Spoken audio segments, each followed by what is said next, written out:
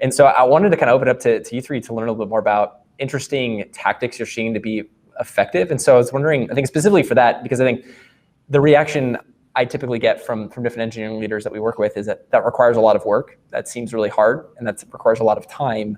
Are there either tactics to make that more efficient, or are there other interesting tactics that you're seeing be effective that kind of fall under that relationship building umbrella? I can go first because it kind of builds on Mike's response. So personalization is key. Personalization and also creating velocity in your process or in the funnel, because if we can put a candidate through a process in under a week, that's a competitive advantage in a really aggressive market. The way we've solved for that or attempted to solve for that is taking a very structured approach to not only selecting our target market or our candidates, but also crafting messaging that's resonating with those individuals. So just from a high level, we've created personas, and for each persona, we think about our EVP and whether or not there's an opportunity to align that EVP a bit more with that persona, and then create content that we believe will resonate with that persona. And then we use tools like Gem and others to put that individual through a multi-touch, multi-cadence, and multi-person process, so that there are a number of different touch points on a number of different platforms. Most of those are automated through Gem. And that to us has been the most effective way to drive traction at top of the funnel. Good. Yeah, for us, and I treat sourcing here as sort of like a combination of both like a referral pipeline as well as outreach by our recruiting teams. And since I do represent engineering leaders at the company, a lot of my efforts are trying to direct like engineers to figure out how they can best reach out to their network, right? Both candidates that they are aware of and worked with before, but also those that are farther out and farther removed. And some things we've been trying are like organizing like virtual tech talks in this kind of remote world.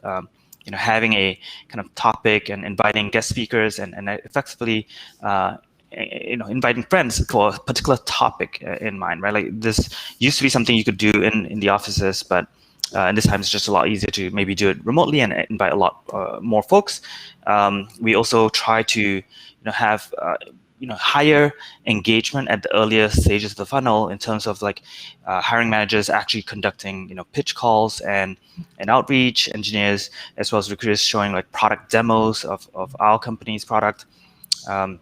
Effectively trying to make that early part of the funnel like more personalized to what Shauna mentioned, like and highly engaging for the candidates. So even if they don't necessarily want the job, they can kind of walk away with something, either a lesson that we've shared maybe in the tech talk, or knowledge about Airtable's product and how to use it.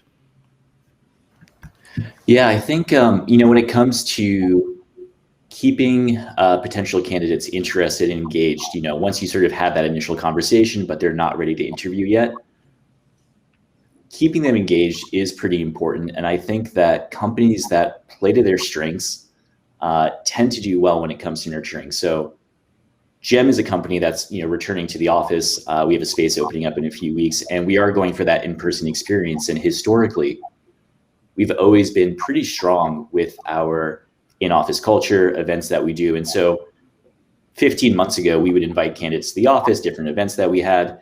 And we're actually starting to do that again in safe settings, obviously, primarily outdoors. But, if we're having small hangouts or lunches outdoors or in a park, there are candidates who are really excited about that opportunity to come back into an office, interact with people. And so, there are a lot of companies going remote and distributed. Gem isn't one of those, actually, although I do work with a lot of companies that are taking that route. But we're sort of owning who we are and putting ourselves out there. And I think that sort of acts as a beacon for candidates who do want to come in person. But, it also means that when we have events, like we are trying to play that up. And so when it comes to companies that have built really strong remote cultures, thinking about what makes those cultures strong and interesting, owning that in your outreach. If you're having events that candidates can come to get to know the people or the product better, I think, those types of things are great. So true. I think, go ahead, Kah Seng. Oh, no, I was just saying that's so true. Like, as soon as things reopen, like we are looking forward to that. And, hosting things in the office in a safe way would be awesome for, future prospective candidates for sure.